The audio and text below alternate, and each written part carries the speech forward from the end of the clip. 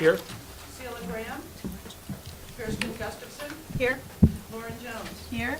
Willette Jones. Calvin Lewis. Here. Lakia Walker. I'd like to make a motion to accept the agenda as presented. Second. All in favor? Great. Brings us to the student representative report. Good evening. So we have mock trial, have upcoming competitions in late March. So we're getting prepared for that. Multicultural Club and Triam are working together to do a talent show March 27th. Student Council is hosting their annual dodgeball tournament March 8th. And on the same day, we have Tape a Teacher. And the teacher we'll be taping is Mr. Turnbull, the gym teacher. So yeah, that's all I have for today. What happens in Tape Teacher? Okay, I'll expand on that. So, basically, before the dodgeball tournament, we're gonna have Mr. Turnbull have students like tape him to the wall like beforehand to kind of get them excited and like boost morale, and then like have them go to the dodgeball tournament. So Okay. yeah. So do you get to throw balls Does at he him know while this? he's taped? No, he's Okay. not gonna be in the gymnasium. Okay. So he'll be like on the outside of the gym. We'll tape him up, and yeah, he's gonna have a great time. All right. Makes it so you can't stand. So basically, after a while, they're like stuck to the wall like a piece of paper. Okay, cool. I'm glad I asked. At this time, we do not need to have an early executive session, and that brings us to the superintendent's 125-day presentation.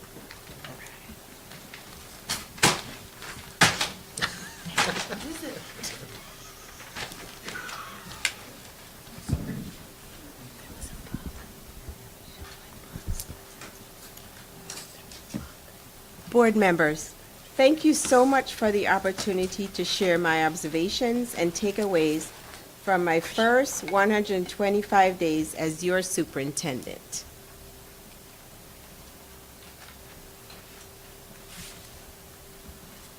I want to start off where I began my term as superintendent by revisiting the outcomes I proposed in my initial entry plan. And to begin, we cannot do this work without the community. My first goal was to engage the district and the community and shift our focus towards our entire responsibility for the success of our schools. I believe over the course of my first few months here, I have been able to engage and activate our community and our shared success through the events and outreach I and our team have led with the community. Second, I promise to provide a comprehensive summary of findings, observations, and learnings from my first few months. And that is what I will spend the majority of the following presentation outlining. Third, I promise to outline what a strategic planning process could look to review our current strategic plan, where we were in our implementation at the end of the presentation, and I will do just that.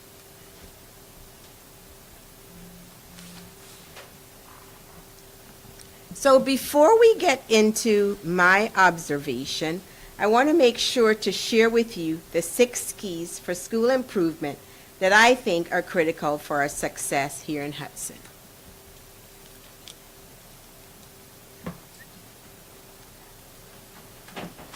First, strengthen the instructional core.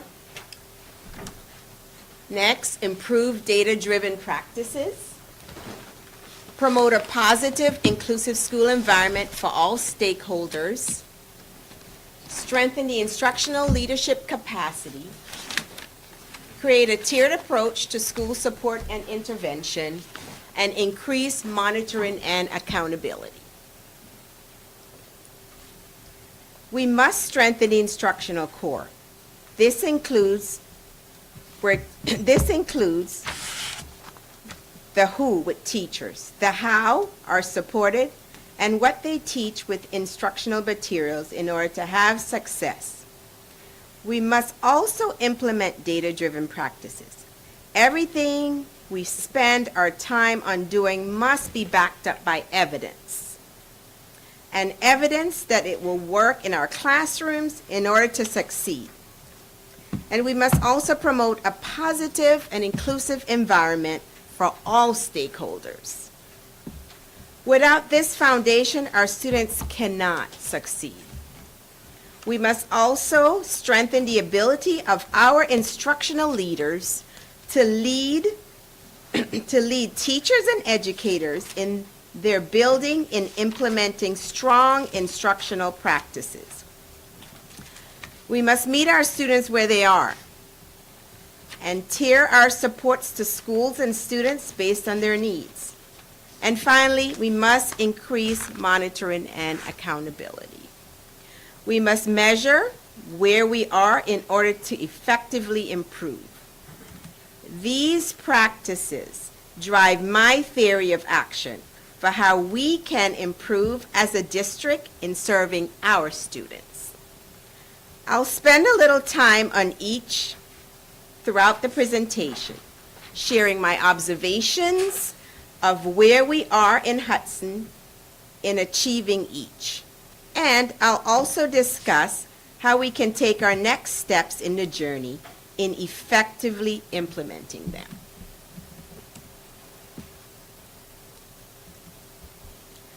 Now on to my findings, observations, and key learnings from the past few months.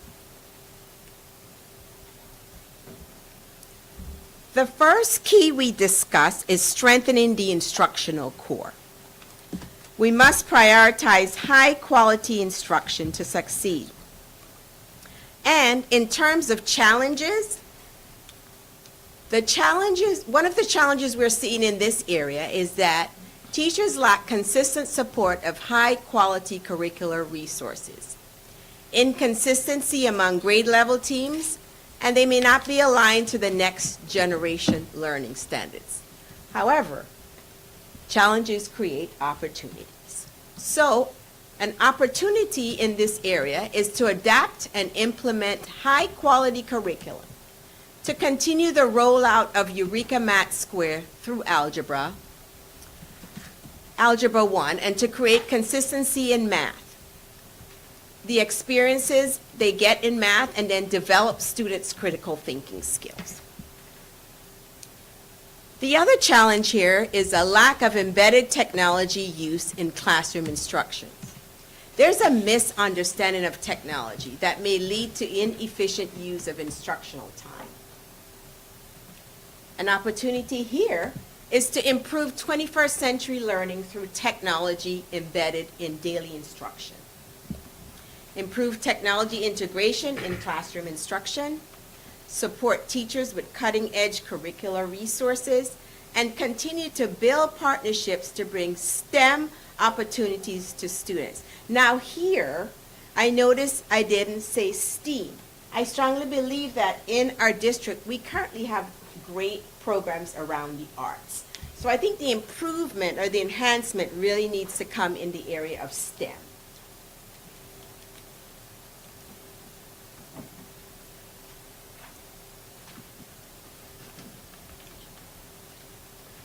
We have already started to make progress in these areas. First, we've conducted an audit and review of our district curriculum to know exactly where we are and where we can go.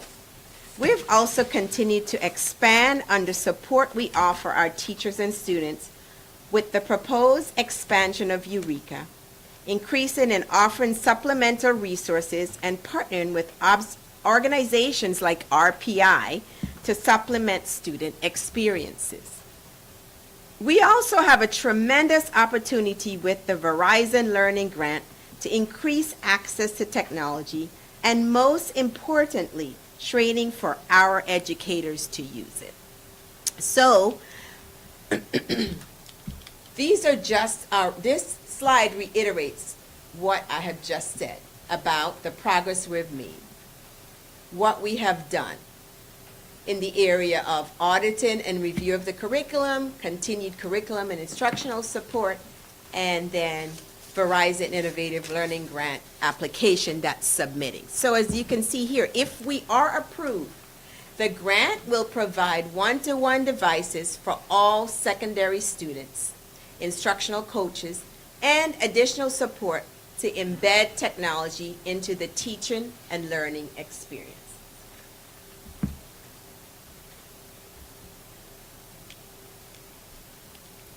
Key 2, in the area of strengthening instructional leadership capacity. What are some challenges? Key 2 is about strengthening the instructional leadership capacity throughout the district. I've observed a few challenges in this area. First, we do not have the structures in place that represent best practices in supporting organizational learning. These include effective professional development and learning communities to support our educators in their practices. The persistent staff and vacancies in our schools are also holding us back. By driving instruction through professional learning communities, also known PLCs, and peer coaching models, we can create the structure for collaboration and peer observation that will increase alignment and instructional leadership across our schools. By improving staffing and retention, we can also very quickly attract more effective staff for our district and fill these gaps. So what are some of the challenges? Additional structures are needed to support organizational learning. Again, lack of consistent expectations for professional learning communities.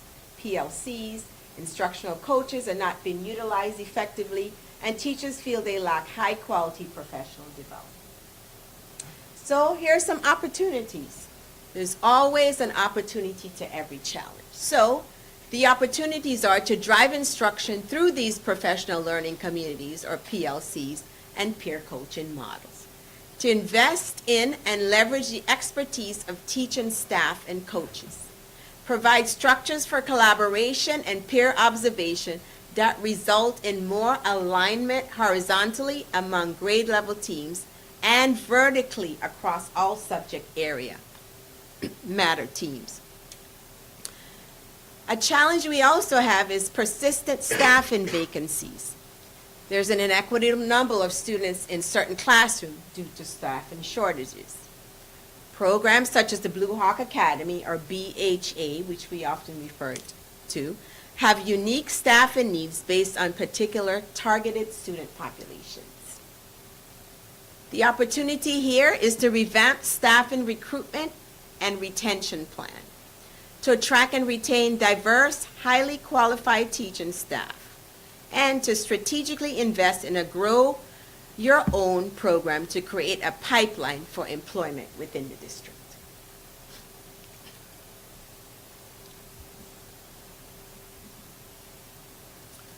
So what's the progress that we've made so far?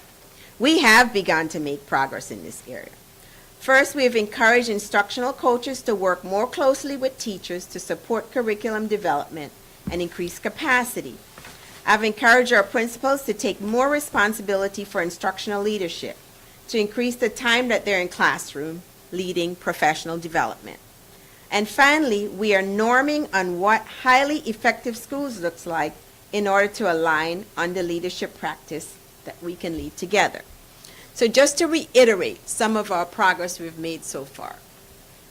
In instructional coaching in ELA and math, instructional coaches work with teachers when invited to support curriculum implementation and instructional capacity building. The principals are now empowered to take more responsibility related to their instructional leadership, freeing time in their schedules and collaborating with their assistant principals to increase time for classroom visits and observations. The principals have started to create and lead professional development targeted at teachers' needs. And this is happening during their staff meetings a lot of times.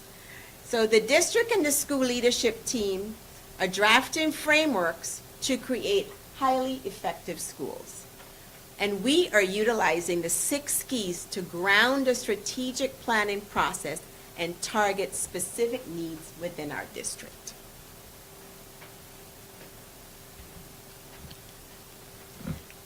Now, key 3, improve data-driven practices.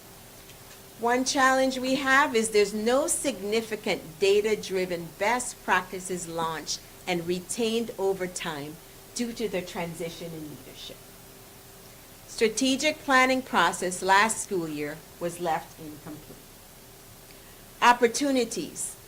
Here's an opportunity to reset the strategic planning process.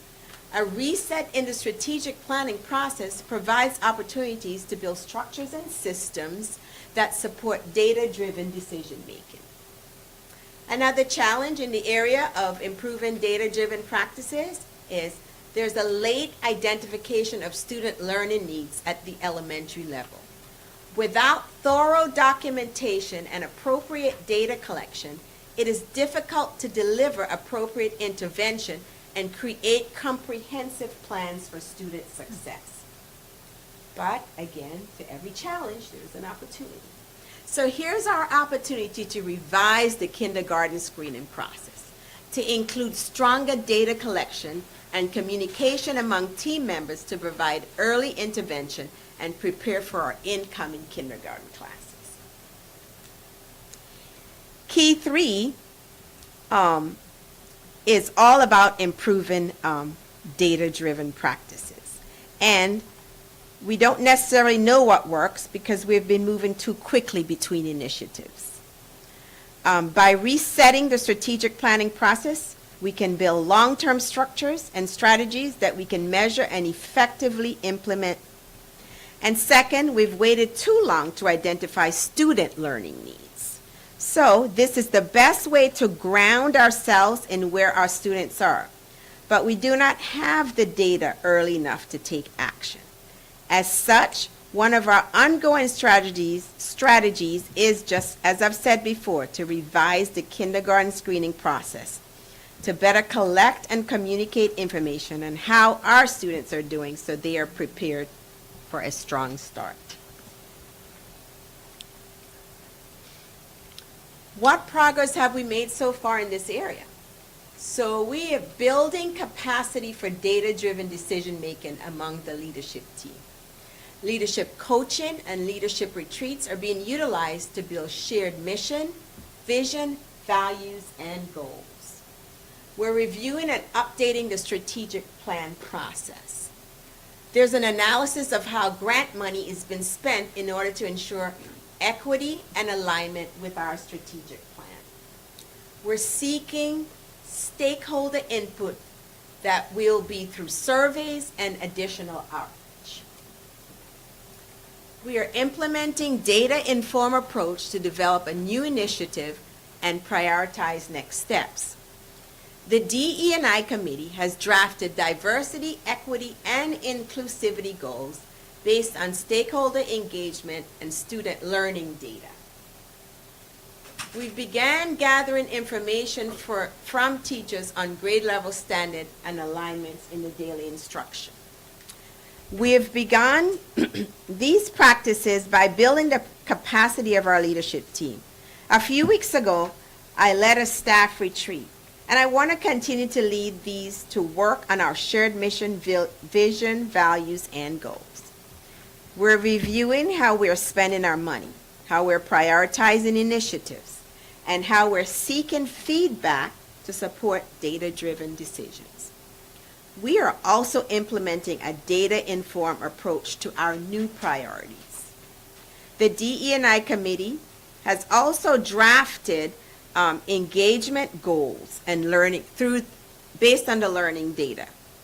We've also begun a process to collect data on how frequently teachers are teaching to the standards. This is just one example of how we can improve our data-driven practices across the district. Key 4. Key 4 is a tiered approach to student support and intervention. Some challenges in this area is that student learning data on state testing indicates stagnant or declining scores. This is concerning. Concerning achievement gap data points to lack of appropriate support for some of our student groups. New York State has identified Hudson City School as a target district. But for every challenge, there's an opportunity. So the opportunity here is to build on data-driven, multi-tiered system of support process, to create consistent practices to build student success teams involving clear communication between team members, to utilize the New York State education, the NICED and Stronger Connection grant funding to target individual student academic and social emotional needs. Another challenge is reports point to the lack of opportunities for students with individual learning needs. I've observed the lack of differentiation in instruction. There's decline in enrollment over time, and it points to individual learning needs not being met. An opportunity is to creatively address individualized student support, to maximize inclusion for students with IEPs, to differentiate supports for teachers, to investigate flexible scheduling solutions to address credit deficiencies, and to expand our graduation pathways. Key 4 is a critical one, providing a tiered approach to student support and intervention. Some challenges I've observed. First, obviously, our achievement gap data points to concerning supports for student groups, and we've been, again, identified as a target district. The red box report also pointed to a lack of opportunities for students with disabilities, and the reality that we're not delivering on their needs, but there are clear opportunities for improvement. First, we can build on our progress in utilizing MTSS by using consistent practices and improving social-emotional learning implementation. We can also begin addressing the individual needs of our students, maximizing inclusion practices and differentiated supports. What progress have we made so far? We're building a comprehensive MTSS framework for grades K through 12. Working across all building leadership teams and district leadership, the MTSS framework will address age-appropriate interventions to improve student outcomes with cohesion and transparency. Blue Hawk Academy as a model for a team approach to successful program leadership intervention strategies. Our district leadership team is developing a new proposal for the innovative school model at Blue Hawk Academy to embed internship opportunities to a student school day. Molly Zucker joined the leadership team as the Blue Hawk Academy Associate Principal in November of 2023. I also want to reiterate that despite me saying that the district leadership team is developing a new proposal for an innovative Blue Hawk school, we also have the Blue Hawk staff involved. So even our monitor, driver, everyone's involved, but we are leading the process from the district level. And a crisis plan is developed to address student mental health support needs. And the district leadership team, I started out by going to a meeting with some counselors, social workers, and school staff to develop a thorough intervention plan. And this has begun with Ariana, our safety coordinator, and some of the counselors at MCSES and the other schools, and social workers. In terms of progress we've already made, just to reiterate, we've worked together across the leadership teams to build an MTSS framework. We've also set up Blue Hawk Academy to serve as a model for a team approach to intervention. And thanks to Molly's leadership as well as Cheryl's support in this area, we are starting on the right path. Cheryl is real good about setting us up with our meetings, with our consultants, and we're all just really working together inclusively to really make Blue Hawk what we envision it to be. And then finally, we've developed a crisis plan again to support intervention with significant mental health needs. We have more work to do in this area, but we are off to a great start.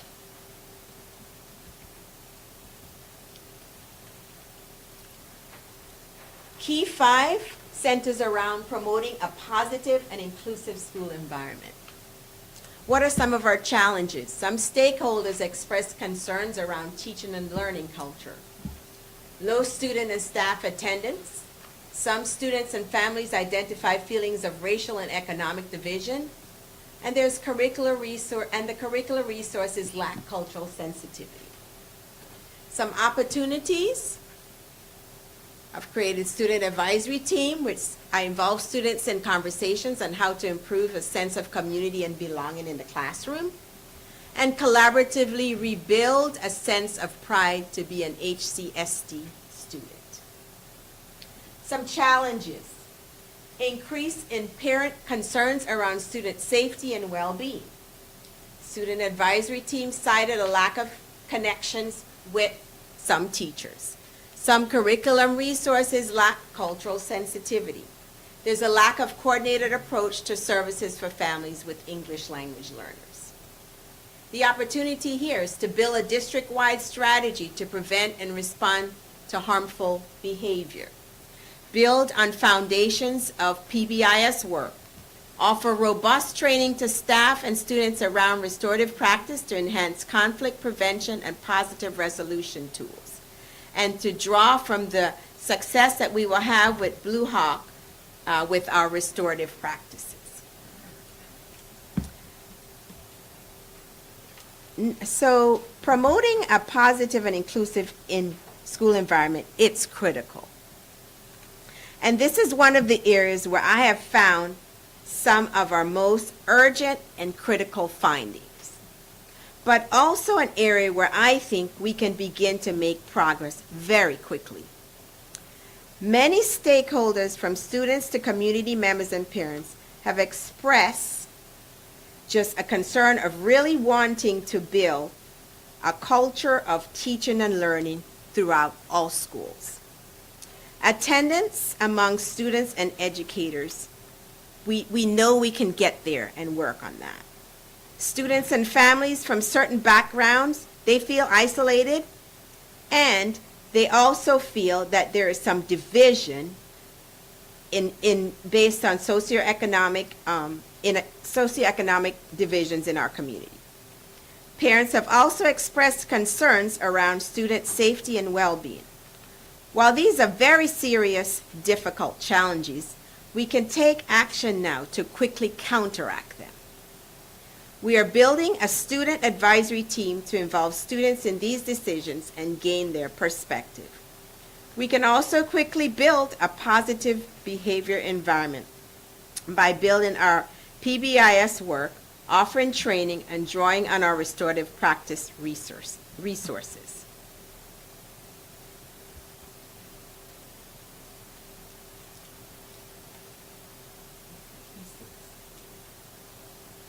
Oh, wait, we're not there yet, sorry. So our investment in safety have already begun to lead to a fewer students' altercations at schools. DE&I initiatives and leadership is in place. This will drive changes in our culture and increase our responsiveness to students and families across our community. And PBIS implementation is underway in our schools, promoting a positive environment for K-12. So here are some progresses that we have made thus far on Key 5. Where investments in safety leading to fewer students' altercation at the school sites. Stop It was implemented, an online reporting tool adopted to deter and mitigate bullying, cyber abuse, and other inappropriate behaviors.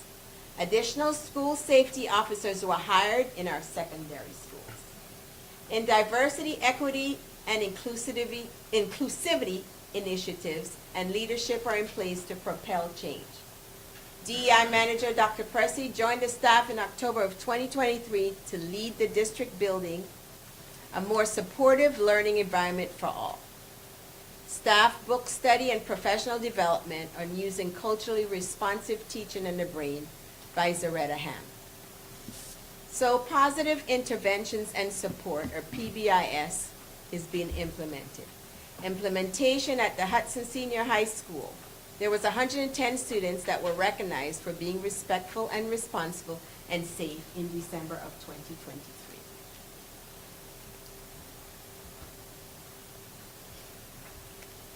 Key 6, increase monitoring and accountability.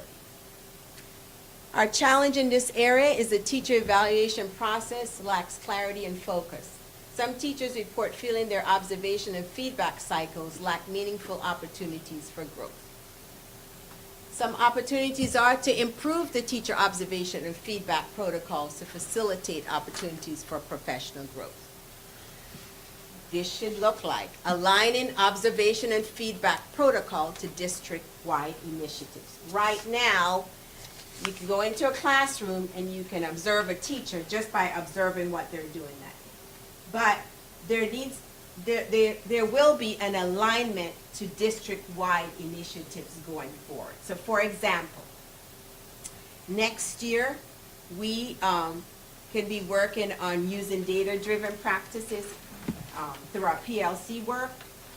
When we go into the classroom, we should be able to see that the data that's coming out of that grade level is being supported through the instructional approach.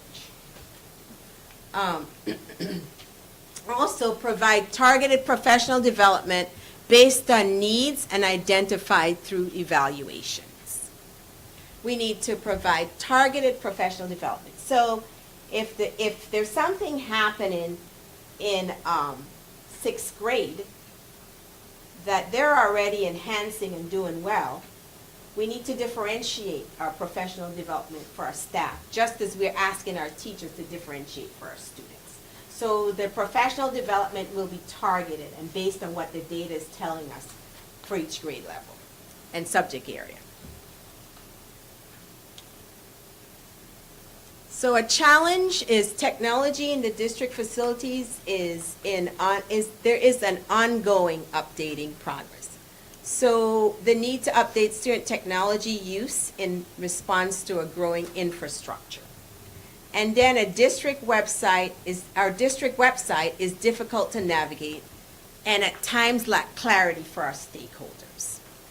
So opportunities here is to continue to update technology in the facilities and technology use practices and protocol, to assess our cybersecurity protocols and develop incident response plans, update student technology handbook and use policies, and then update the district website for ease of stakeholder engagement. So what are the progresses that we've made thus far? Community members express excitement around increase in transparency and communications that's leading to more meaningful engagement. I've engaged the stakeholder groups once per month to collect feedback and gather input for decision making with community members, school staff, and students. Family Fun Nights bring community members into the schools to connect with staff and one another. Pennyman's Pen is a newsletter to keep stakeholders informed every other week. And then leadership team developing an end of the year community survey will be given. Significant progress made to increase student access to technology and improve district-wide technology systems and processes. So cybersecurity risk is significantly diminished across our district. We haven't had hardly any incidents this year. The technology infrastructure exists, and now plans are focused on embedding technology into our everyday instruction. Last but not least, in terms of increasing monitoring and accountability, I have observed a few challenges to reiterate. One, the teacher evaluation process will need to have more clarity and focus. Is this process really been used to improve teaching? Here are some questions that I'm pondering. What needs to be addressed? We can quickly begin to improve teacher observations by aligning practices across the district and providing feedback protocol to increase professional capacity. I've also observed that our technology in schools can be both improved and better utilized. This is an area to quickly update and our practices and how they're used. Cheryl is leading these efforts to update and modernize our system. So, the path forward. So, how do we take these challenges and opportunities to lead towards the path forward?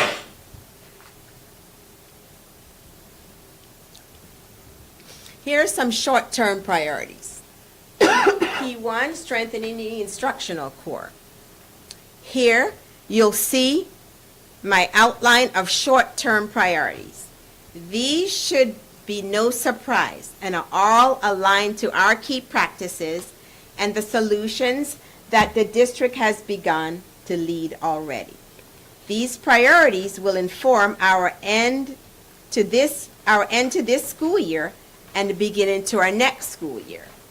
These will continue to build our foundation and vision for the future.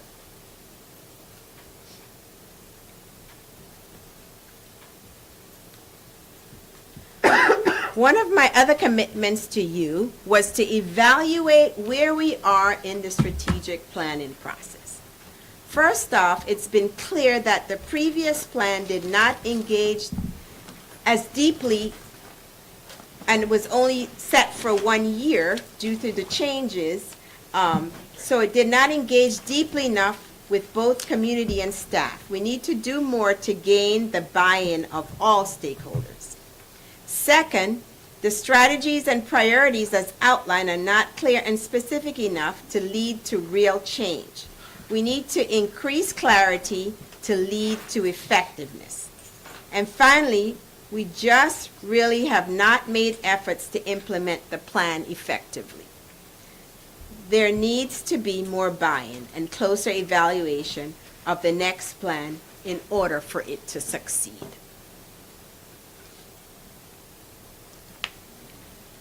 So, on a 125-day strategic plan review, there's a need for deeper engagement with both community and staff.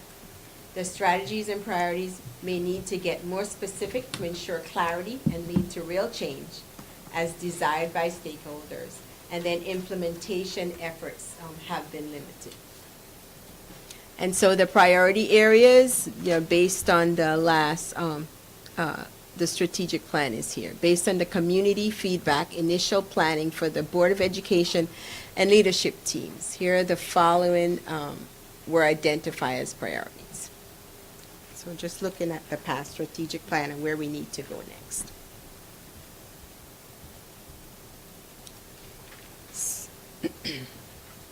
So here's an outline of next steps, an outline of a strategic planning process to review Hudson City Schools' current strategic plan of implementation. So as much as I've taken an opportunity to outline a strategic planning process that can help us better engage with the community, lead to more specific strategies, and provide a foundation for future implementation. So by spending the rest of the spring beginning to engage with the community through focus groups, community events, and surveys, we can get a better understanding of where the community really wants us to prioritize our time and efforts and focus.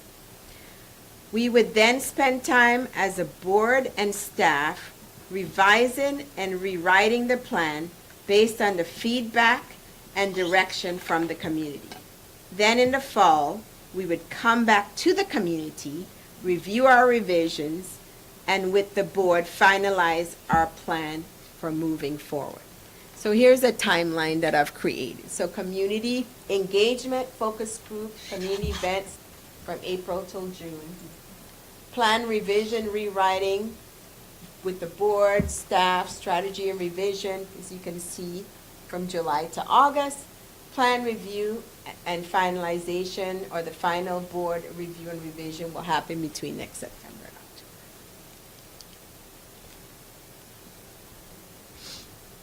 So thank you so much for your time, and I'll take questions and feedback from the board if you have any.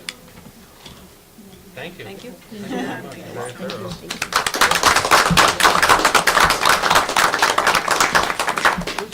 Just two questions. You mentioned the areas that we've been targeted by New York State. Are there specific areas that they've Yes, so. highlighted? Yes, so it's in our subgroup areas where our English language learners, Right. that's one area. And then, also, subgroups, so yeah, like different, subgroups. So it's really, a lot of it is in the subgroup area, but we have to look at our instruction. And so we've already been on those conversations, and Sure. And then you mentioned just the multi-tiered support systems like multiple times. Can you just give a quick sure. explanation of that and how that's different from what we've been doing? Sure, a multi-tiered system of support, or MTSS, is actually tiers of support. It's a proactive model. It's not a model, it's not a roadmap to special education.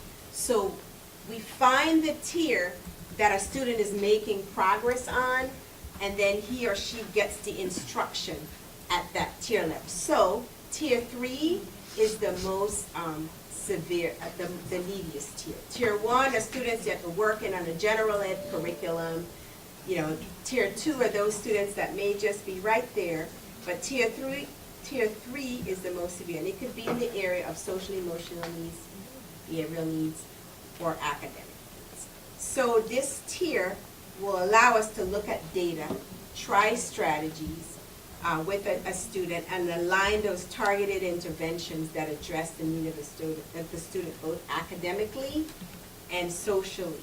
And so we sit down as a team. You have an MTSS team, and we look at the data. And if a student, our goal is to make sure to reduce the number of students that are in tier 3 and increase the number of students that are in tier 1. And our goal is to keep students staying in tier 1 and not moving to tier 3.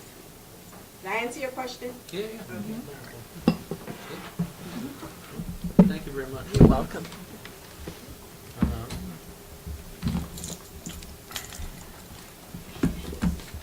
Next, we have a special education presentation.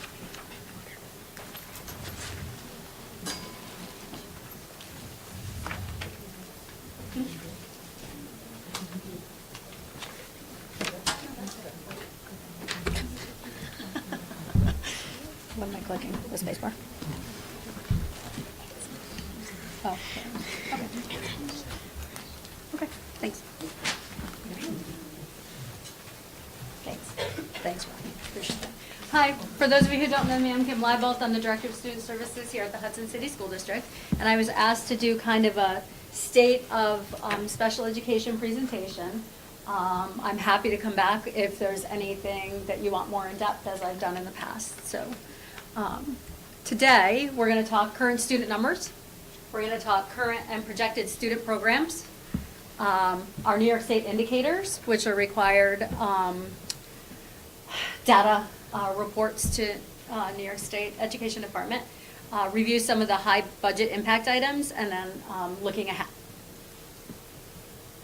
All right, so our counts for 23-24, and this initial count is a beds day, so it's the October data that was submitted to the state.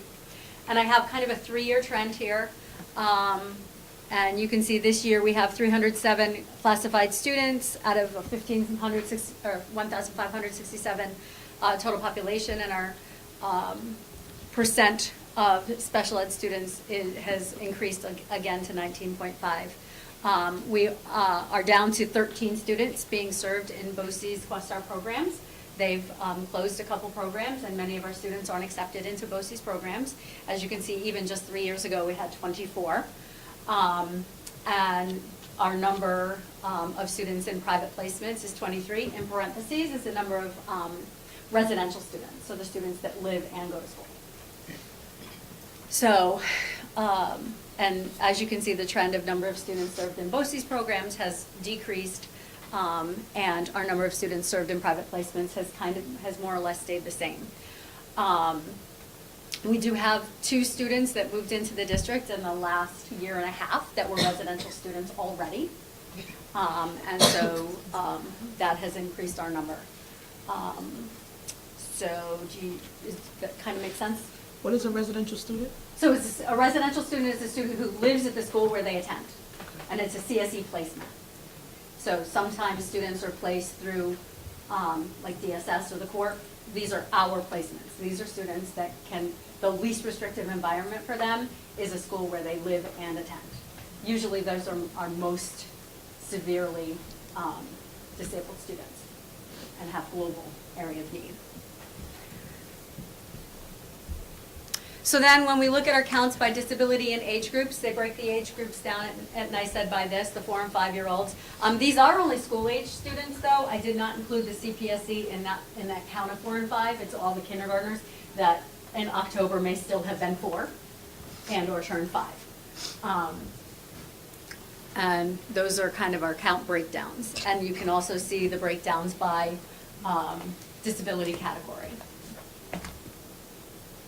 You will notice that as students age, as students get a little bit older, the number of students who are classified as speech and language impaired drops.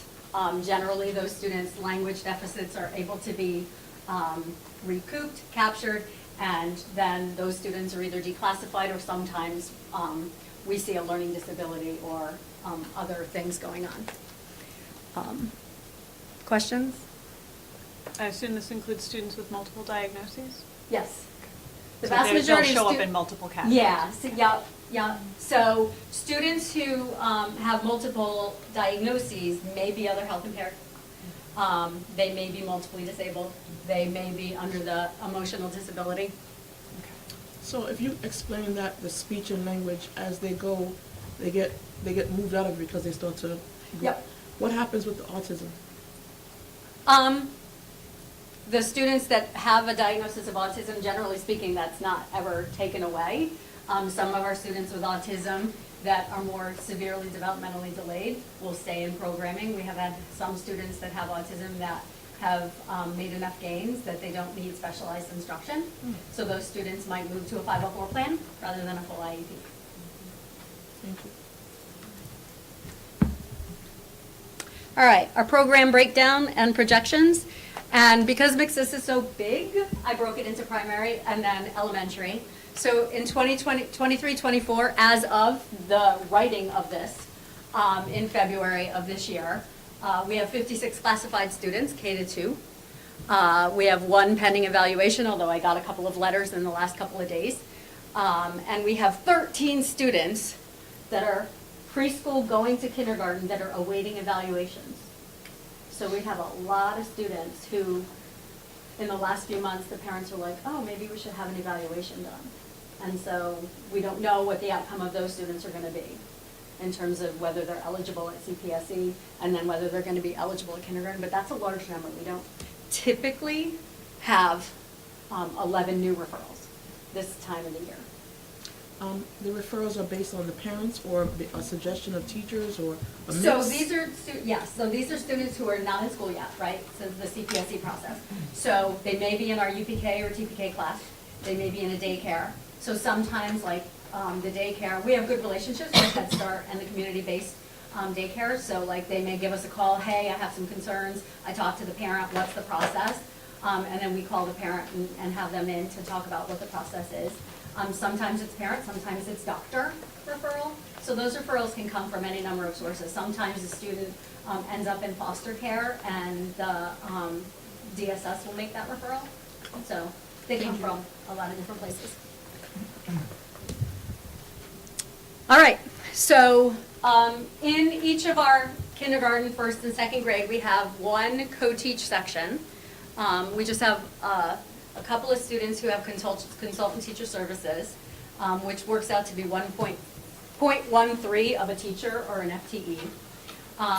We have resource room, which is no more than 5 students in any particular resource room. And generally speaking, we try to keep our kindergarten through second graders in general ed classes as much as we can. We don't like to pull them out even for resource room because we want them to have that basis in the general ed curriculum. But there are students, obviously, that sometimes need that resource room support.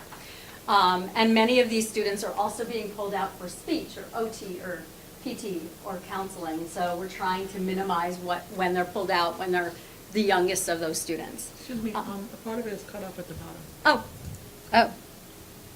Oh. You're right. I don't know that I can fix that. I have it printed though.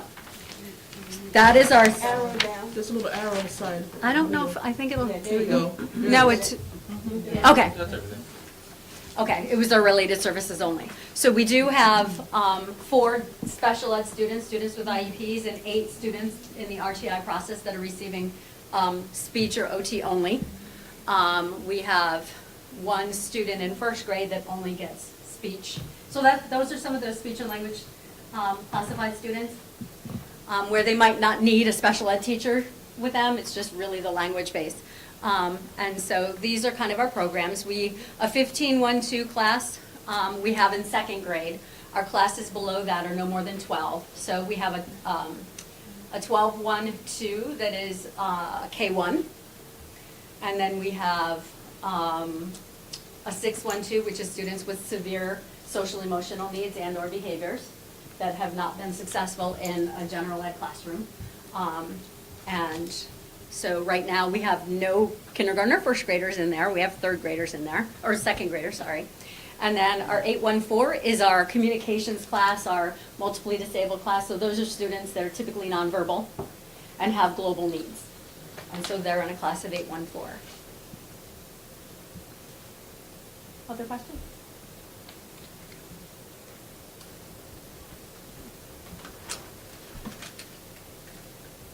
All right, so next year's projection. Go down, down. There we go. So, and these are early projections, because we've really just started our CSE annual review process at the primary building. So I'm kind of looking at the incoming kindergarteners, and we're really not sure where some of these are going to go.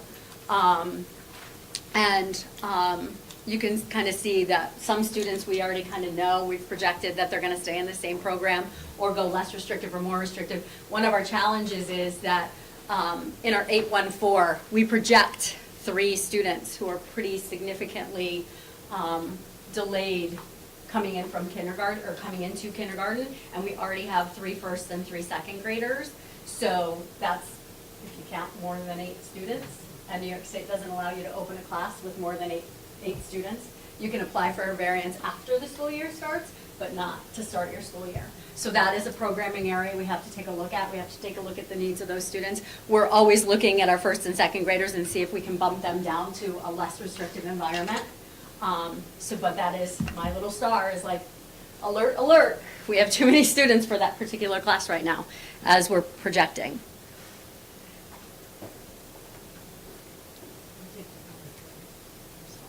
What's that? When you go to the next slide. Drag it. That suggests that I have fine motor capabilities that are better than they are. Visual motor planning. Speaking of occupational therapy. So then we move on to the 3 to 5. In 3 to 5, as of the creation of this report, which is a couple weeks ago, we had 55 students and 1 pending evaluation. And these are kind of the breakdown of our students there. In 3 through 5, we have 1 third grade co-taught, we have 1 fourth grade co-taught, but because of the number of co-teaching students in 5th grade, we had started the year with 2 of those, 2 co-taught classes, because there's rules in New York State that say you can't have more than 12 special ed students in an integrated class, and you can have no more than at least 50% general ed. So in order to have 12 students in a class, you would have to have 24 students in that class. So, kind of in keeping. So, and that varies, right? So some years we had, like last year, it was 2 fourth grade teachers. and then that bubble of kids moved up. Next year, they'll be at the junior high school, so we'll go back down to our one per grade level for integrated. And then similar class sizes, we have 15, 1, 2. So we had a bubble of second graders that needed self-contained classes. Historically, we do a K1, a 2, 3, and a 4, 5. But between the 2, 3, we had, to start this year, we had like 17 or 18 students slated for it. So we ended up having to take that big group of second graders, and they're in a class alone this year. Next year, we'll take a look at who can move less restrictive, and see if we can go back to doing a K1, 2, 3, 4, 5 model, or if we're going to need to continue to have an extra special ed self-contained class for that group of kids. So that's kind of our numbers. Next year, well, I haven't gotten to next year yet. Questions on that? As the students move into the upper elementary, our 814 becomes a 1214, and we potentially can have more students. But there are not that many students in that class. So what happens is the ratio has to be 3 to 1. So if we start our year with 6 students, then that's half of the ratio, so we don't need to have 4 additional adults, right? We would back that out. And we just have to make sure that our ratio stays at 3 to 1, 3 students per adult in the room. Make sense? All right. So, and the other thing is we make a decision whether a student needs consultant teacher, which would be that teacher pushing in to support that child, or if the student needs kind of a higher level of integrated co-teaching, where the teacher's in there a vast majority of their day. And those are decisions made on an individual basis. And then our early projections for 3 to 5, we're projecting 58, so 3 additional students in this as they roll up, not including any students who may move in, which sometimes happens, mostly in like September 1st. And these are our projected numbers for that. Moving on to, that should be all of them. Our junior high school. So currently in the junior high school, we have 80 classified students in that 3 grade level band. We have 2 pending evaluations who have been referred either by the SST process or by parents. And these are the services that we offer. Right now with the junior high, we have a model that is more integrated than consultant teacher. I know Dr. Penniman and I are looking at our model of integrated at the junior high school to see what's working, what's not, and whether there's another way to provide some of the services for some of our students. So you can see right now we have 6 students in our behavior class. We have a 6th grade standalone 15-1 skills class, and there are 13 in it, plus 1 who comes in just for science. And he's actually coming in from the life skills class. So he is in a regular curriculum science class. It is an area of deep interest for him, and he does really well there. So we're always looking at the students to see, it could be a hybrid. It really depends on the needs of the students. And then our NISA class has 3, 5, 6, 7, 8, 9. One of them is an out-of-district student. So we had a student who was originally our student who moved out of district. The other district in Columbia County did not have a similar program. They asked if we would be willing to have that student back under tuition. So we did that. And that student has been coming, she actually moved going into 6th grade. And so it's been a partnership that has worked. The kids all know her, she's been here, and the school district is willing to pay our tuition rate to have her attend here, and we are the out-of-district program for her. So we're also looking at the opportunity for that, if there's a way to have some revenue if we don't have full classes with some of the other districts. And then curriculum support is a class that's offered in 6th grade. All students have a curriculum support, which is they go to different teachers to get support with their content. And then in 7th and 8th grade, it's by either IEP recommendation or through the RTI process. So if we have a student who's a general ed student who's really struggling, or a 504 student who's really struggling, we can assign them to a curriculum support class, and it's taught by a special ed teacher, and then that special ed teacher can help them with specific assignments, or if a group of students really struggled. One year it was technology, and they were really struggling with measurement. And so the curriculum support teacher spent some time with those kids that were in tech and worked on some of the basic skills they needed to be successful in technology. So our early projections for the junior high school, we are looking at 4 fewer students as the 8th graders roll up and the 5th graders roll in. 4 fewer students than we have today, pending any evaluations or students who are moving. So for the most part, we're looking, again, as it stands, when I did this a couple weeks ago, we're planning on programming as they are, but we're looking at, I have my teachers working on proposals of out-of-the-box thinking about how we can better support our students in the junior high. A lot of our students are struggling in the junior high. So. Yes, and that's why are the numbers here so significantly higher than, like if you look at 2 through 5, it's like 50, and then all of a sudden it jumps to 80. So there's a few reasons for that. At the elementary school, there is is many more services built into their day. So you have students who can be a general ed student and get a reading period and get a math period and get a lot of services. Some of those services are less available when the kids get up to the junior high, and then they start to struggle. So sometimes those referrals come from the junior high. Sometimes it's behavioral. The students kind of handled being in 1 or 2 classes all day at the elementary school, but when they get the freedom, as they come up here and they have 8 different teachers and they have to move every 42 minutes, and they struggle behaviorally, a lot of times those students will be referred to see whether or not that's a learning or an educational disability, or what supports can be had. But it's also a little bit of a bubble. This year's 6th grade class is pretty large number of special ed students. And so, yeah. So it'll be interesting to see if that trend stays, but historically, there's been more numbers at the junior high. And then the other thing is if students get classified as they're coming up through, by the time they get to the high school, sometimes we're doing that reevaluation, and they no longer need the extra support of a special ed, and then we might declassify them when they get to the high school. So I think 6th, 7th, and 8th is a tough time for all kids. And it's a tough time for parents who have them. So now looking at the high school, we have 74 students currently classified at the high school, and we have 1, actually we determined her eligible today, the 1 pending eligibility determination. We had the CSE meeting today. And so this is a really tricky, the high school is very tricky to capture because we don't have integrated. We do have some consultant teacher. We do have resource room.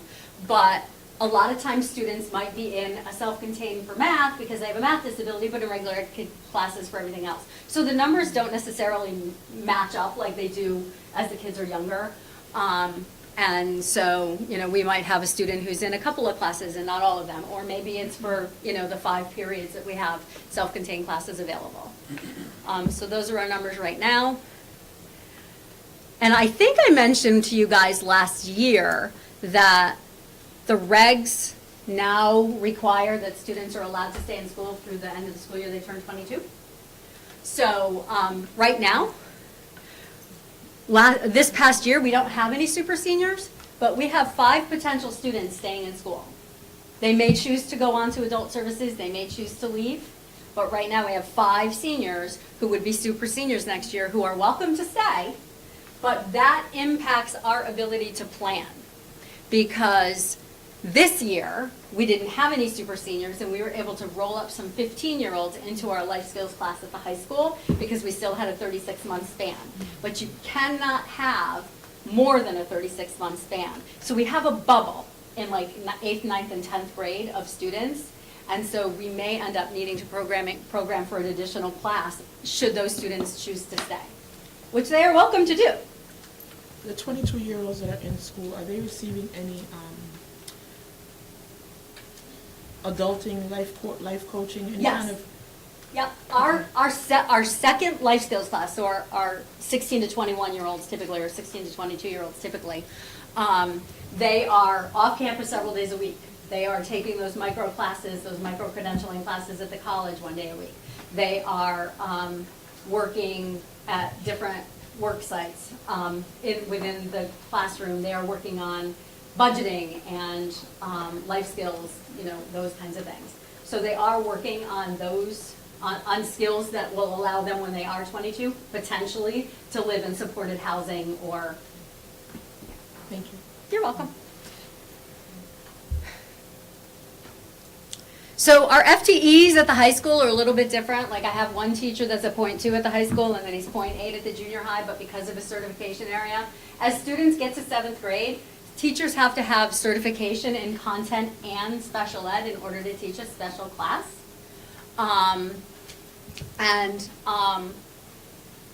We have a number of teachers that are duly certified, but sometimes we need to move them up or down depending on.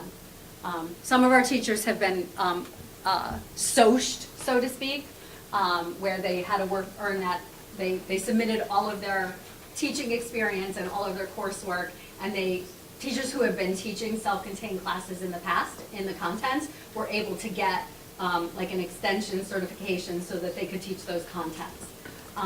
But that's gone away. So now my last couple of hires unfortunately don't have content certification. It's special ed only, and that makes them generalists and they can't teach self-contained classes to a student who's a general curriculum or regular Regents diploma type of student. So we're constantly having to figure out whose certifications are where and where do we need those teachers in order to stay in compliance. Unfortunately, we did just lose our duly certified math special ed teacher. But one of my new generalists is taking the math content test next week.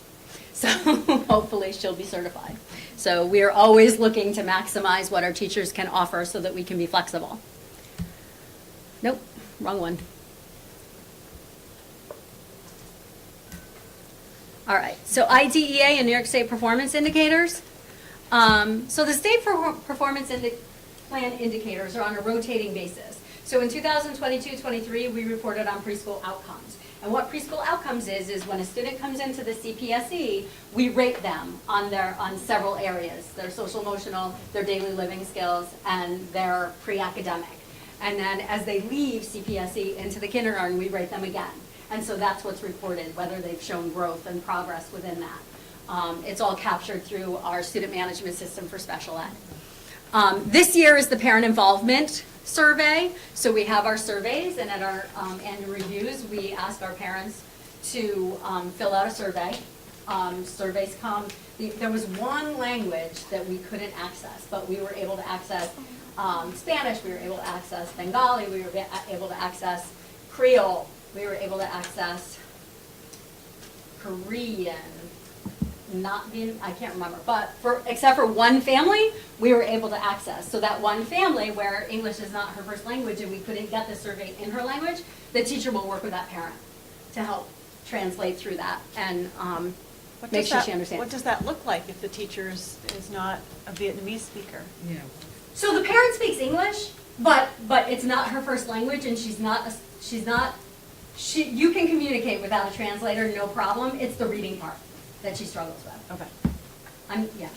Okay. So, but the teacher and that student they have a good relationship, and so, we'll offer to the parent that we would read it to her, because it's obviously rating the school and rating the school's performance in terms of parent involvement with special education. So if she's not comfortable, then we would find someone who's not involved with her to sit down with her and do that. I know in the past you folks have had parent members. Do you still carry that practice? So that was one of the reliefs from New York State Ed. It used to be that a parent member was a required member. Now it's optional. So we have a few parents that we can invite in if a parent asks for a parent member. A lot of times they go to the Independent Living Center and have a parent advocate, or a peer advocate, I think they're called. But we do have the availability of some parent members of current special ed students who would come in and be the parent member at a CSE meeting at a parent request. How do the parents know about that? How do they know about that? It's on their letter. Yeah. Thank you. Yeah. All right, and then next year, it'll be timely evaluation, so we'll have to report whether or not we followed all of the timelines. The state has not released the schedule beyond 24-25, but I followed the pattern for the last 10 years, and I figure that this is the pattern. That will then go to 12 after 11, 13, and then 14. And then it just repeats. Separate from our indicators are other reportable indicators that come from different various sources. They look at graduation and dropout rates for special ed students. They look at state assessment performance data. They look at suspensions and expulsions, and that is starred because that is an area that we report that separately than the buildings. So like graduation and dropout and state assessments, that's all reported through the building level data reporting. The starred ones are ours, we report these. And so we have suspension, expulsion, which we don't expel, but there is suspension. Least restrictive environment school age, least restrictive environment preschool, disproportionality in special ed by race, ethnicity, and disproportionality in classification by race and ethnicity. So those are things, we have to push up all of that data, and then the state determines whether or not we are in compliance or whether we are outside of their expected numbers for those.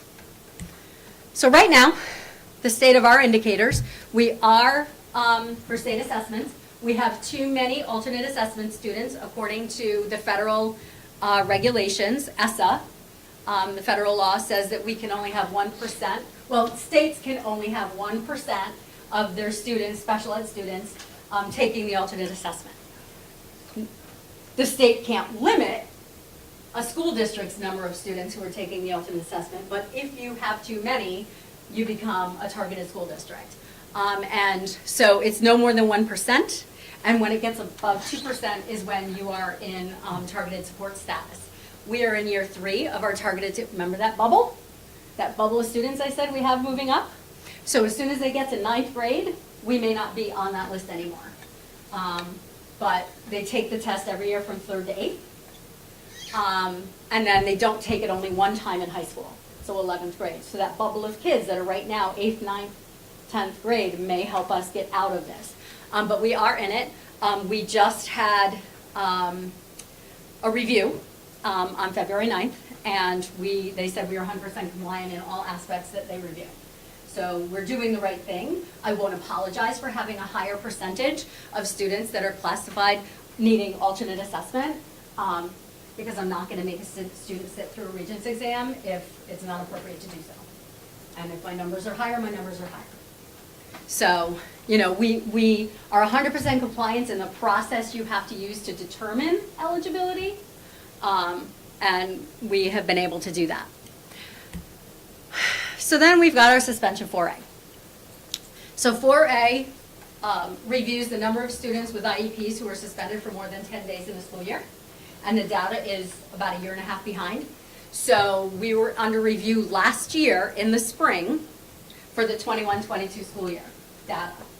And when we found out that we had some work to do, it was already the end of April. So to change processes to affect change just for May and June was a little bit late. And they know that, but it is what it is. So in 22-23, apparently what happened was the federal government has to review the state's performance as well as school district's performance. And out of that came a new understanding of what the regulations were asking for. And so historically, we had always been 100% compliant doing all of the processes that they were reviewing. But they pulled out a couple of pieces that were assumed but not actually properly documented. And so we were out of compliance for this one particular portion. It's called the disciplinary change of placement decision. And so we have a corrective action plan. We're working on it. We're submitting our data to the state for this year to ensure that we do have 100% compliance with the new regulations, or the new understanding of the regulations. Yep. What was that compliance? What was it called?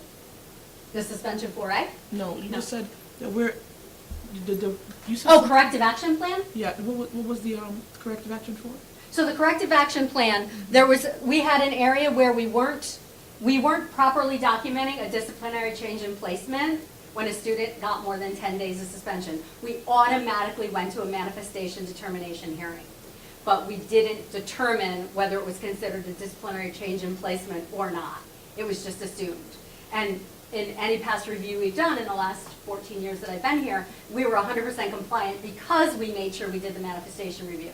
Now they're saying, no, you didn't document that you had this disciplinary change in placement decision. So that has to be documented first, and then you go to a manifestation.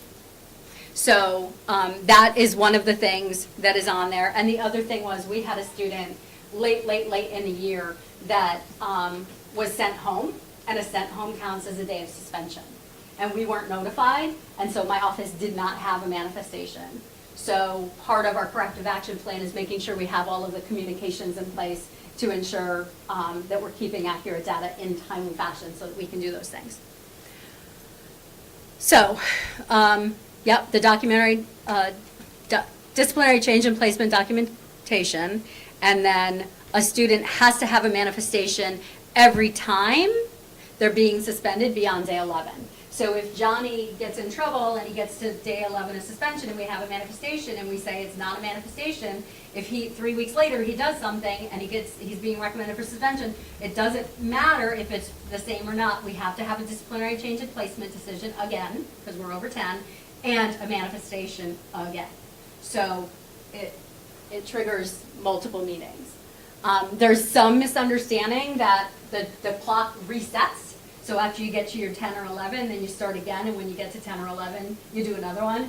And unfortunately, that's been a little bit of a misunderstanding with many districts. And so we historically have always done manifestations right after, but requiring that extra step of the disciplinary change in placement requires the building's participation as well. So, how often does that happen, that a student is suspended for 10 days or more? So it's rare that a student would be suspended for 10 days or more consecutively. So the only time that it would be 10 days in a consecutive manner, because we look at that, consecutive or cumulative. In a consecutive manner would be something egregious that goes to a superintendent's hearing. So then it might be more than 10 days, right? And we had one of those at the beginning of the year when a student brought something into school that they shouldn't have brought. Most of the time it's cumulative. And the whole point of the disciplinary change in placement is to look at what those suspensions are for to determine if it's a pattern. So we actually just got notified that we are continuing to be a targeted skill or targeted group for suspension 4A for the 22-23 data. And we had 20. We had 20 special ed students out of 314, I think, that were suspended for more than 10 days in a school year. Part of our dilemma is that there aren't programs for students who are more challenging. BOCES doesn't accept our students. The private schools, there's very few private schools. The closest one is 40 minutes away. And they also don't have space. They have waiting lists. They've closed programs because they can't get staffing. So we're keeping students in district that historically might have been an out-of-district student. If a student does something that warrants a superintendent hearing and they already have a social disability, is it fair to measure them with the same ruler as a general ed student? So they're not. Okay, so how do they get past 10 days then? So what happens is, some of the behavior is not always a manifestation of a student's. If a student has a learning disability and they get in a fight, that's not necessarily correlated. So it's not if a student has a disability they can't be suspended. It has to be substantially related to their underlying educational disability. So, for instance, if a student was orthopedically impaired and they were doing graffiti, that wouldn't be related to their orthopedic impairment. So they could be suspended like a general ed student. But any student who's facing a superintendent's hearing that has an IEP has to have a manifestation so we can determine. We look through the IEP, we look at their disability, we look at any diagnosis they may have, we look at what services we're providing, and then we make a determination as to whether or not it's substantially related or not. Thank you. Yeah. All right. And so I kind of put a little bit of this information on there at Dr. Pennyman's request. So in the event the CSE determines behavior is a manifestation of the child's disability and the child exhibits similar behavior again, the student cannot be suspended for those behaviors again. If it's the substantially similar behavior, we're required to do an FBA and a BIP and, behavior plan, a functional behavior assessment and behavior plan. Why do we put children out for 10 days before we make that evaluation? We don't. Okay. A principal can only put a student out for 5. So if a student is facing a superintendent's hearing, the most a principal can do is 5, and within that 5 days, we have to schedule the superintendent's hearing and the manifestation hearing. Yeah. So it's always at day 5, or before day 5, depending on when we can get the parent in for the meeting.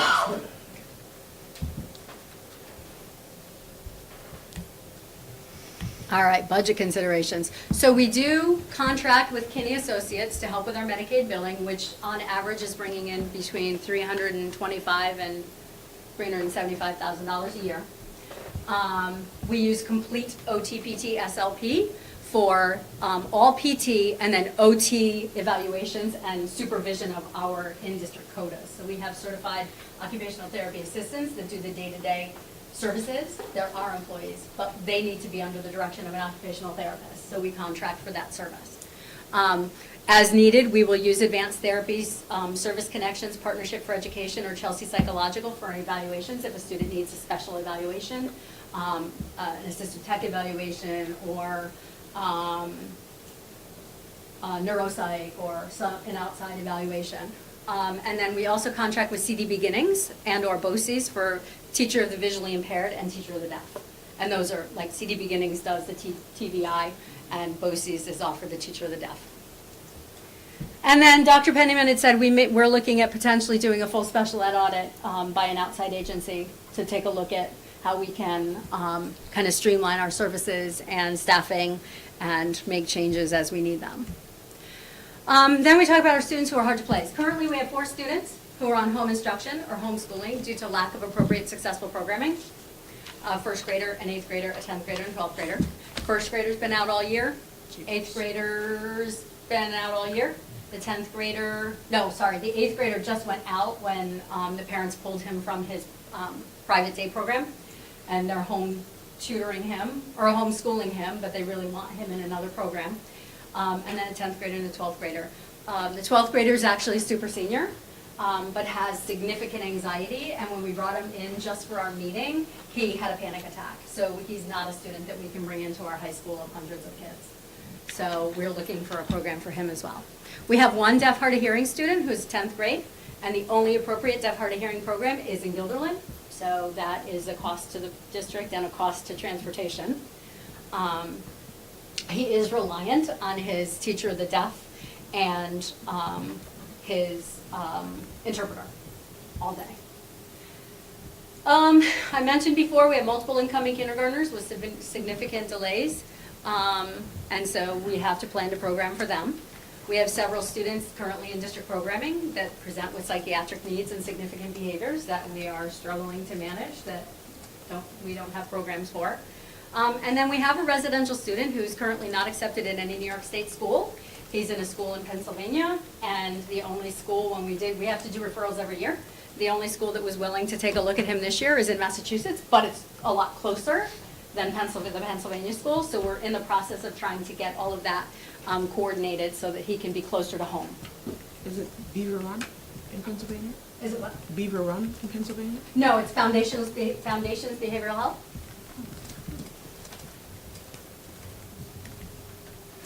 And then other events and trends. So individualized student needs. We might have a student who needs a specific assistive technology device. We might have a student who needs one-on-one nursing services.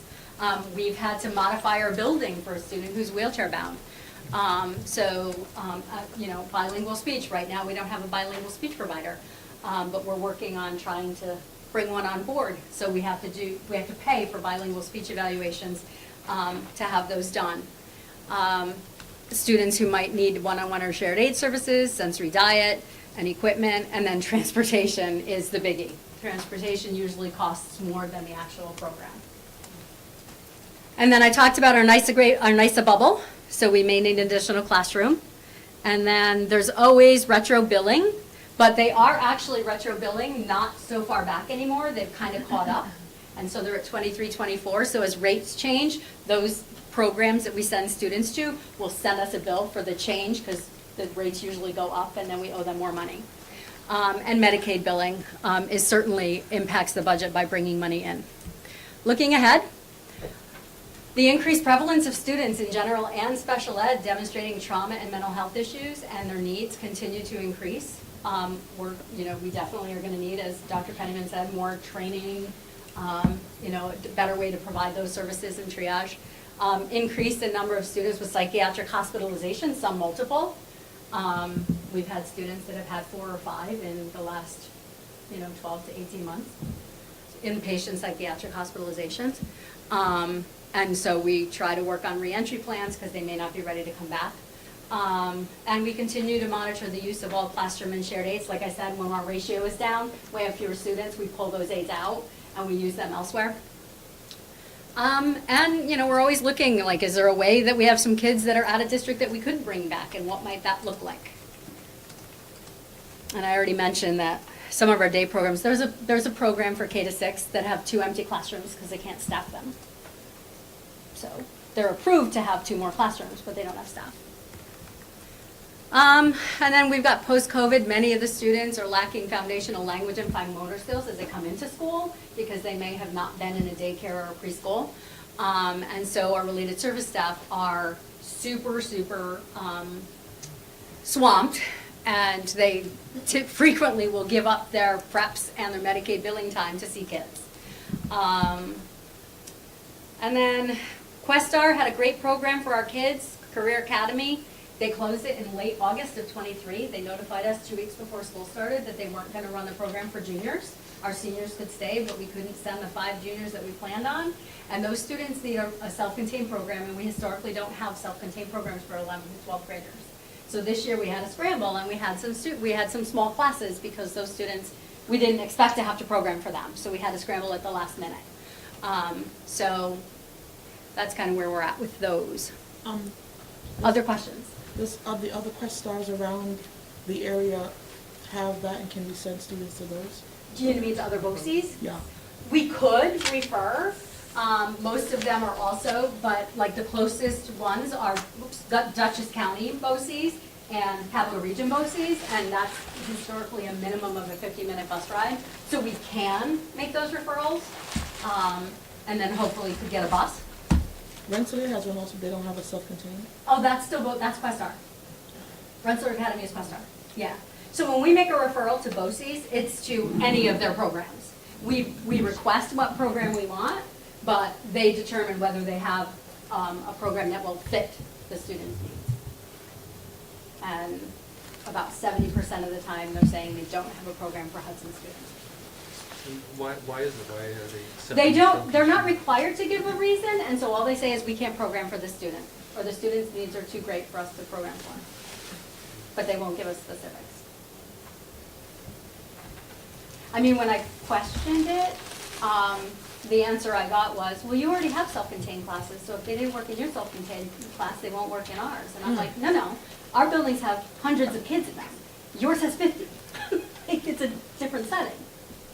So, it's been a frustration. So, do they get to see the student's portfolio? Yeah, yep, So, yep, and sometimes they do intakes. They'll even do an interview, bring the student in, and then make a decision from there.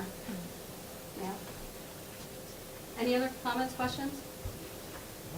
Sorry it took so long. We do a lot of work, surveys and community outreach to sort of gauge, how people feel about climate and instruction in the district as a whole. Are there any efforts that we do for parents in the community of special education population? Well, so this year we are doing that survey because it's required. Okay.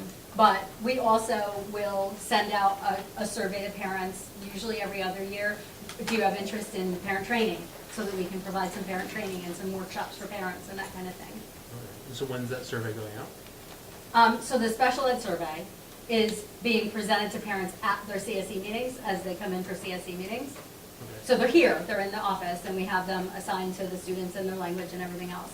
And so as the parents are coming in, and if not, we will send them home backpack mail let the parents know. We have to start informing parents that we have this survey that we're gonna be doing, and even if you say bad things, we still need a certain number of surveys in order to count. Okay. And so when will that data be collected? August. It's due in August. So usually what happens is if we don't have, we know how many we have to have. It's like 70. And so if we're not at 70, then we'll do kind of a real push in the summer to make sure that we get the numbers that we need. Otherwise, we have to do it all again next year. And now the parents who did it the first time are gonna want to do it the second time. So. Any other questions? No. All right. Thank you. Am I just running the, no.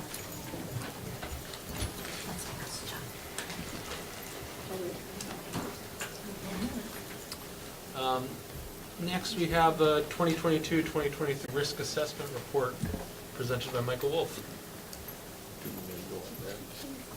Go right here, that's fine. Hi, I'm Michael Wolf from Michael Wolf Advisory Services. I've been your internal auditor here for about 10 years, and just to remind everybody that you actually have 3 different auditors here. You have your external auditor that does your finances. That's probably about the 50-foot or 50,000 foot level. They're looking primarily at your financial side of the world. I, as your internal auditor, am probably coming in at the 5,000 foot level. I am looking more at the operational side of the world and less at the financial side.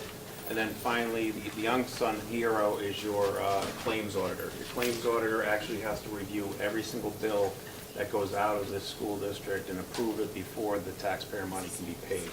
That person is actually working on behalf of you.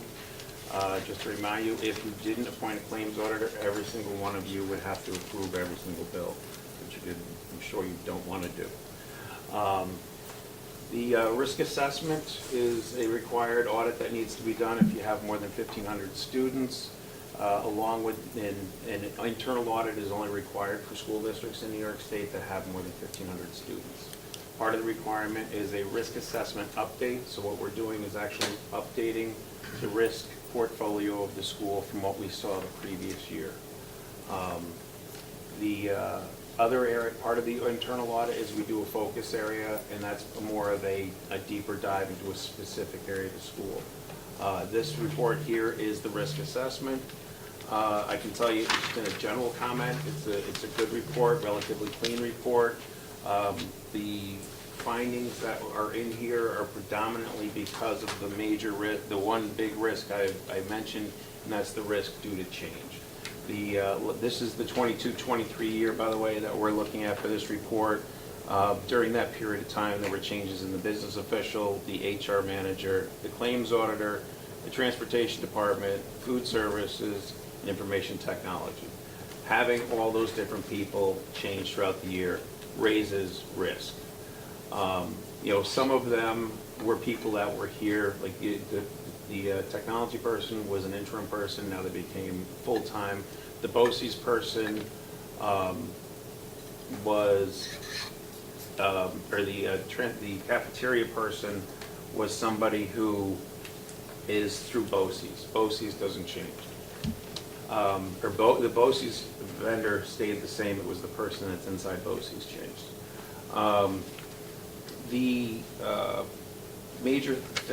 So the major risk was just all those changes. And whenever you have changes in personnel or you have changes in computer programs, you will run the risk of losing possible procedures and internal controls.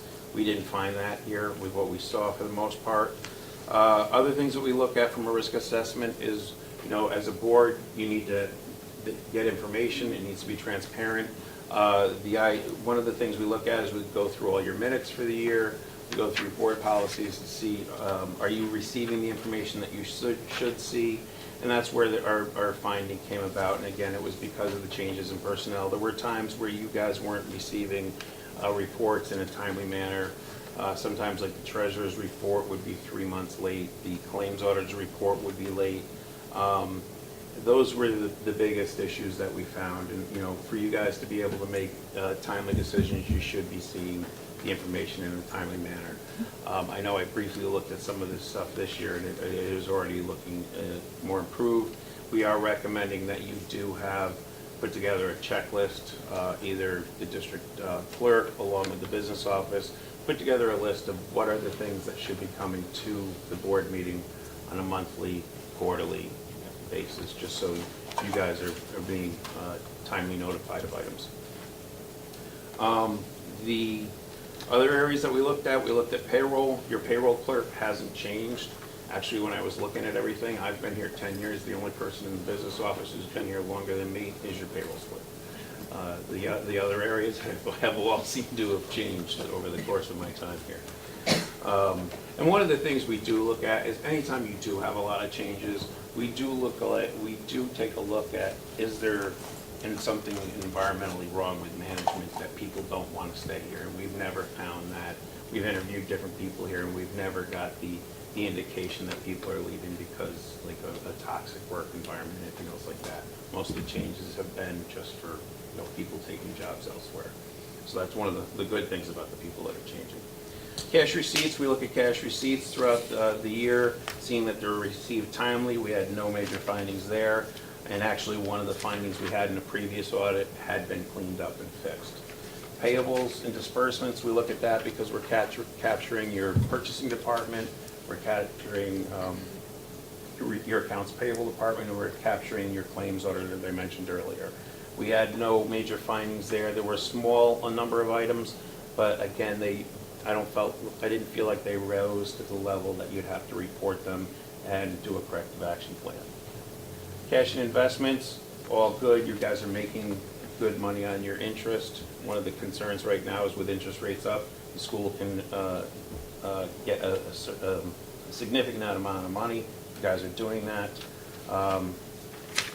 Food service, as I mentioned before, it's outsourced, so a lot of the risk is placed outside the district. However, you are responsible for monitoring. That does take place. Fixed assets, you guys do an annual fixed asset review, which is one of the recommended best practices. Transportation is another area we look at to see that the policies and procedures are being followed. One of the things that you guys have is you outsource your transportation. So there's a good portion of the risk that's been outsourced. However, your new risk is that you have to monitor the people that you outsourced it to make sure they're doing their job. From the testing we did, we found that you guys have controls in place for handling that. Information technology, we interviewed the director of technology. There's strong policies and procedures there.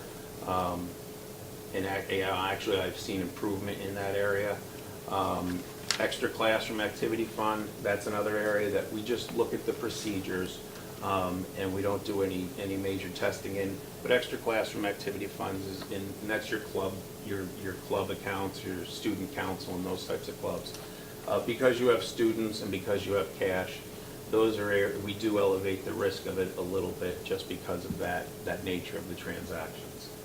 Other than that, I just reminded the board that you guys are responsible for monitoring the corrective action plans that the school comes up with.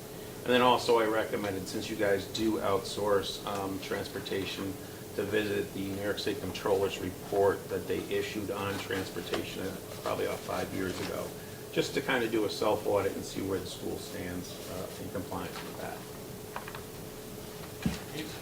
Like I said, it's a relatively good report. The biggest risk was just all the changes in the moving parts. So, we kind of glazed over some stuff. You mentioned that we weren't getting reports and we should create first you said about the policy, that the policy committee should put, instead of periodic, put monthly. The claims audit report should be received monthly. The claims auditor is doing your work. And, one of the things I share with the audit committee is when you appointed that claims auditor, you actually gave up your right to approve claims.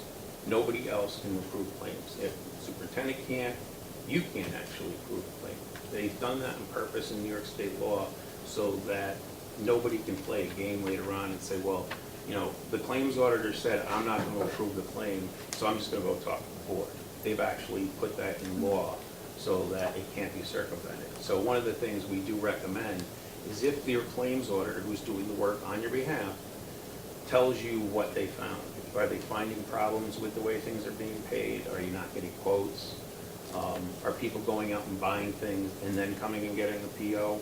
So this way you are told about it in a timely manner. So this way you can tell people, we need to have this changed, we need to have it fixed. Because if you're getting a report in January of what she found in October, you know, the question is how good is that information? But the audit committee doesn't meet that often, so how do we? It would appear on Yeah. our agenda, like the same way we get like a treasurer's report, we'd get a report from the clean auditor. Yeah, it's a board report, it's not an audit committee report. So you're saying that some of these things that you found throughout the months and summer of last year, that they were given to us? Yeah, they were just, you know, I think one of them was like the August, September, October reports were given in January. And really, there should only be a 1-month lag in a lot of the reports. Yeah, because I'm Yeah. like. We met, last audit committee meeting, we met with Matt and Tabitha, and they were changing the way they were doing the reports, and we got caught up to speed then. And Tabitha's working on creating the checklist that Michael's referring to, so that moving forward, we know we're getting all the right stuff at the right time. So within your report, you mentioned some action items, like having somebody actually be a part of the transportation department to help with the transportation process. When you make these recommendations, how do we bring it to committee? Do we bring it to executive session? I actually, one of the things I didn't talk about in the beginning is I break things down to observations, which is basically telling you, what did I see when I did the audit? Then I have comments, which are things that, you know, they're fringe problems that I'm seeing, but they're not something that is a major policy violation. They're not something that the school district is losing money on necessarily. It's not fraud, of course. But it's efficiency, right? They're just inefficiencies that, you know, it may not be the biggest priority for you to address. And that's why I try to put the importance of like if I put a recommendation, an actual where it says recommendation, that means something that you actually felt was serious enough that you really need to take corrective action on. And the only thing I felt that rose to that level was to make sure that you guys get timely information. The thing about the transportation, it was just, before transportation used to have a part-time employee. Yes, it did. So, you know, my thing has always been, you know, is that something that is being evaluated to make sure it isn't too much on the business official, because the business official inherited that. So that was just, you know, always one of my words too. We have a consultant this year who's helping clean some things up to evaluate.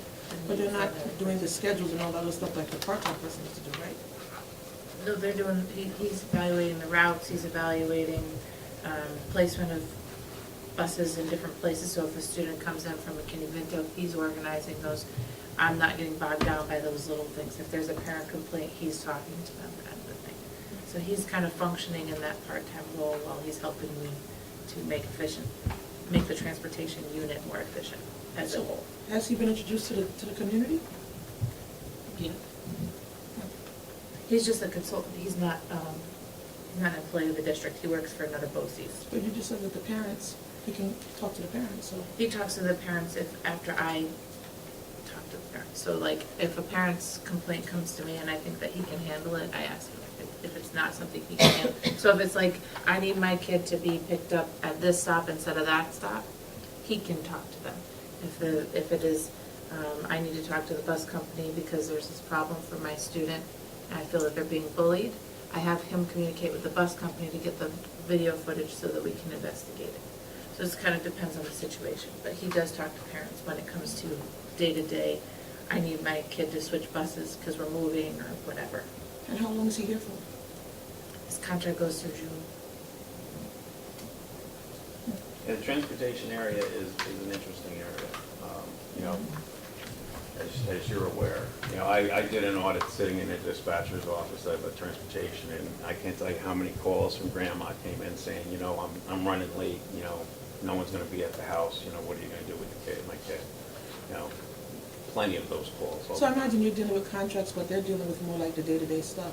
So they're like an assistant, they're in the assistant role, because that's what the part-timer used to do. Yeah, they're helping. Yeah. And we knew the name of that person. I think we should be introduced to that person. I think the community could benefit from that. You may have met him already and didn't know you did. His name is Larry Lee. He's very, He's hard to miss. yes, Is that right? He's very outgoing. Yeah, very charismatic. Very warm and welcoming, yes. Always happy. Okay. Thank you. Thank you, Michael. During the audit committee, we did talk about the focus area that we're gonna do, and I don't know if you guys are gonna discuss it anymore, but right now tentatively, it's gonna be extra class. It's gonna be a focus area. But if you guys decide anything different and wanna change it, just let me know. Thank you. Thank you.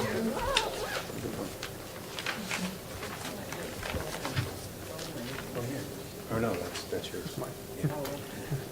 Brings us to personnel agenda. I'd like to make a motion to accept personnel agenda items A through I. All in favor? I can't see anything. Oh, So you guys have a majority, right? no, we don't. Calvin's got a printout of the, I have the printout, but it's not giving me the breakouts. his has it.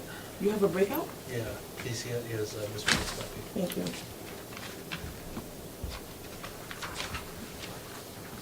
Sorry, folks.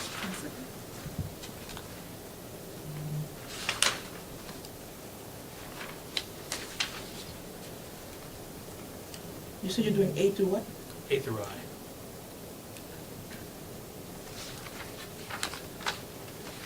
It's not really, I guess it's a breakout or not. Okay. Yep. Thank you. All right, brings us to public participation. Tracy, did anybody sign up? Okay. I just have a request. In the past, on the agenda, under upcoming meeting dates, the dates used to actually be there that you guys mentioned during the meeting, like if there's an audit committee meeting, all that used to be there. So on the public facing one? Yeah. Gotcha. Good. Yeah. Also, the district website, if you go to the Board of Education page, scroll down to board committee meetings, it says check back regularly, and there's a spot to click. When you click that, it takes you to meet the board, not to anything with meetings. And then if you scroll down the meet the board page to where it says board committees, see the board committee meeting schedule here, click here, and it takes you back to the other page again. So it just loops you around and doesn't show any dates. So that could be adjusted just so the community and the staff all know what's going on and when, if people want to attend. Yeah, absolutely. Thank you. Thank you. Thank you. For that feedback.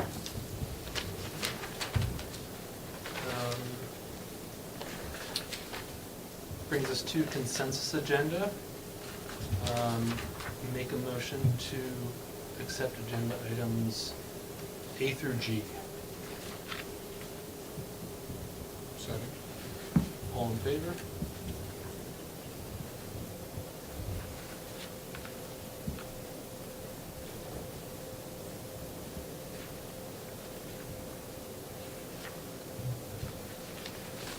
We're not having an executive session No. tonight. Order number 7.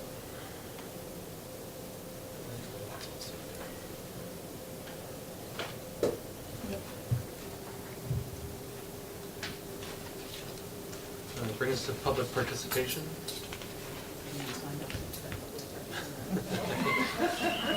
Nobody's fast enough. Brings us to important dates. The following meetings are scheduled. Tuesday, March 12th, 2024, Community Budget Workshop, Board of Education meeting, 6 p.m. in High School Library. Tuesday, March 26th, 2024, Policy Committee meeting at 5 p.m. in the High School Library. Tuesday, March 26th, 2024, Community Budget Workshop, Board of Ed meeting, 6 p.m. in the High School Library. At this time, we do not need a second executive session. And make a motion to adjourn the meeting at 7:52 p.m. Second. All in favor?